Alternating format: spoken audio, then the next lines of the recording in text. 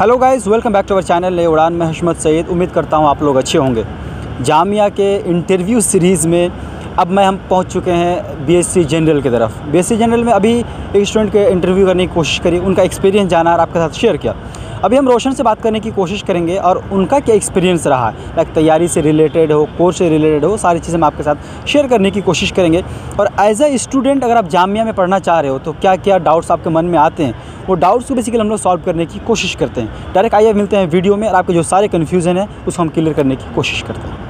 तो रोशन आ रहा, सबसे पहले आपका हमारे चैनल में स्वागत है। Thank you so much. अस्सलाम वालेकुम। और आपको मैं मुबारकबाद पेश करता हूँ। जामिया आपका ड्रीम यूनिवर्सिटी था और आप उसका पार्ट बन चुकी हैं। Thank you so much sir. Okay Roshan, आप पिछले लगभग महीनों दिनों से कैंपस को एक्सप्लोर कर रहे हैं, कैसा लग रहा है? सर बहुत अच्छा लग रहा है सर। ये ड्रीम यूनिवर्सिटी है, मिलने के बाद तो समझ ही सकते हैं कि क्या अंदर से फील आता होगा। कैसे कैसे लोग मिले यहाँ पे आपको? सर लाइक दोस्त तो बहुत अच्छे मिले हैं बाकी दूसरे का क्या ही कहें। दोस्त तो बहुत अच्छे मिले हैं। प्रोफेसर्स भी बहुत अच्छे हैं, लाइक हेल्पिंग नेचर।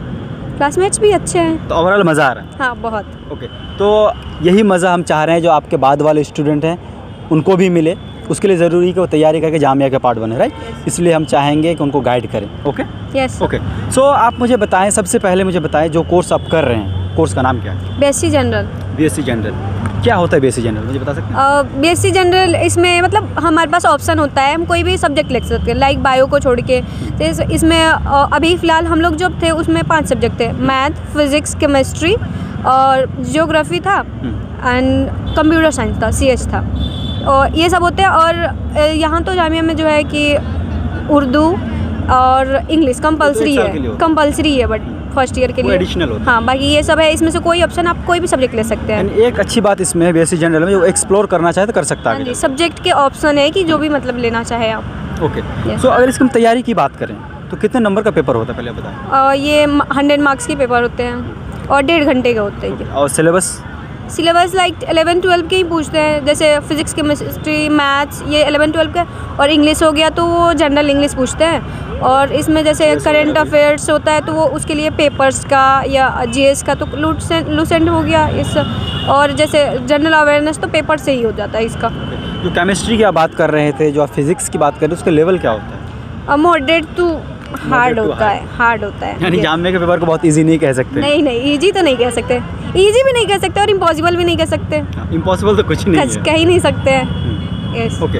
सो जो आपने कहा जो फिजिक्स और केमिस्ट्री का NCERT पढ़ने के लिए, राइट?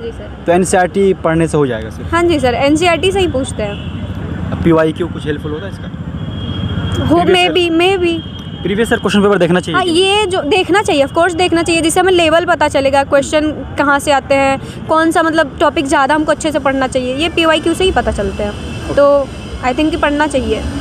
तो कितने दिन पहले से तैयारी शुरू कर देनी चाहिए स्टूडेंट को? सर अगर जैसे हमारा ड्रीम यूनिवर्सिटी है तो हम तो पहले से एक्साइटेड होते हैं कि हमें यहाँ पे आना ही है।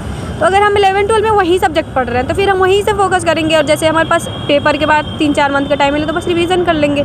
अगर नहीं किया है तो बस NCERT ही पढ़ना पड़ेगा वहीं 4-5 मंथ में। आपने बताया बिकॉज चूँकि बोर्ड के लिए जब तैयारी करेंगे तो वो सारा कुछ पढ़ ही रहे हैं, तो थोड़ा अच्छे से अगर पढ़ ले तो यहाँ भी वो हेल्पफुल हो जाएगा। हाँ बस, और 4-5 में रिवीजन कर लेंगे बस। बाकी जो इंग्लिश वगैरह होता है, इंग्लिश में किस तरह के क्वेश्चन तो बहुत हाई लेवल के पूछते हैं, मॉडरेट लेवल के, इजी लेवल के, क्या होता है? नहीं, बहुत वो नॉर्मल होता है, लाइक जैसे सेंटेंस हो गया, सेंटेंस करेक्शन हो गया, टेंसेस, बस यही सब। बहुत और कह सकते हैं? नहीं, उतना इजी भी नहीं, मतलब मॉडरेट कह सकते हैं। मतलब टेंसेस से क्वेश्चन होते हैं? हाँ, टेंसेस से होते हैं और सेंटेंस करेक्शन होता है और लाइक सिनोनिमस, एंटोनिमस, ये सब। सिनोनिम सेंटेंस वगैरह होता है इसमें। ओके। सो इसके अलावा जैसे आपने GS का पोर्शन था उसको कवर करने के लिए क्या करना चाहिए? जनरल का करंट अफेयर्स के लिए तो पेपर ही है।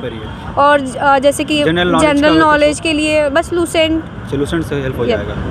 ओके। तो अच्छा रोशन, मुझे एक बात बताओ, आप लैंग्वेज का इशू होता है स्टूडेंट के साथ में, है ना? यानी सारे इंग्लिश मीडियम वाले नहीं होते हैं और जामिया का पेपर जो इंग्लिश मीडियम में होते हैं, जो हिंदी मीडियम वाले स्टूडेंट है उसके लिए कुछ सजेशन आपके पास है? हिंदी मीडियम वाले स्टूडेंट्स सर, लाइक आप कहीं भी देख लें 11-12 में बहुत कम ही जगह हिंदी में होता है पढ़ाई मेरे हिसाब से। बिहार बोर्ड में भी नहीं होते। अच्छा, हिंदी मैंने बिहार बोर्ड से ही किया है, बट मेरे सारे लाइक सेंटेंस जो होता है वो हिंदी में लिखवाया जाता है लेकिन वर्ड इंग्लिश में लिखवाया जाता था। तो सेंटेंस तो मतलब बचपन से इंसान इंग्लिश पढ़ता आ रहा है तो सेंटेंस तो समझ ही सकता है। बात आई वर्ड की तो वर्ड तो इंग्लिश में ही पढ़ाते हैं। यानी इंग्लिश थोड़ा बहुत किसी को आ रहा हो तो पेपर आराम से वो टैकल कर सकता है। या हो सकता है। हाँ ओके रोशन, आप मुझे बताए चुके आप कोर्स का भी हिस्सा हैं तो जो लोग तैयारी करना चाह रहे हैं उनको आपको सजेशन देना चाहेंगे तैयारी से रिलेटेड, लाइक कैसे पढ़ें, वो क्या पढ़ें, क्या स्मार्ट पॉइंट होनी चाहिए, तो क्या बताएंगे? स्मार्ट पॉइंट तो यही है, अगर आप अभी 11th में जा रहे हैं तो वहीं से पढ़ें, अच्छे से पढ़ें। 12 में है तो 12 का पढ़ें, क्योंकि जो है 11th रिलेटेड ही है 11 12। और लाइक बाद में जब हमारे पास 5 मिनट टाइम 4-5 तो बचता ही है पेपर से पहले, तो उसमें हम 11th वाला पढ़ लेंगे, बाकी PYQ लगा लेंगे। उसके बाद अगर हमारा कोई पॉइंट वीक लग रहा है तो हम उसको पढ़ लेंगे एक्स्ट्रा टाइम के लिए। हाँ। इसके अलावा और कुछ बताना चाहेंगे आप स्टूडेंट को अपने तरफ से? इसके अलावा क्या ही होता है ना, NCERT बस। NCERT तो जिंदाबाद है हर जगह। बिल्कुल, NCERT ही तो है जो हर किसी का नैया पार लगाता हाँ जी सर। है ना। ओके रोशन, इतनी सारी अहम जानकारी देने के लिए आपका बहुत बहुत शुक्रिया। Thank you so much.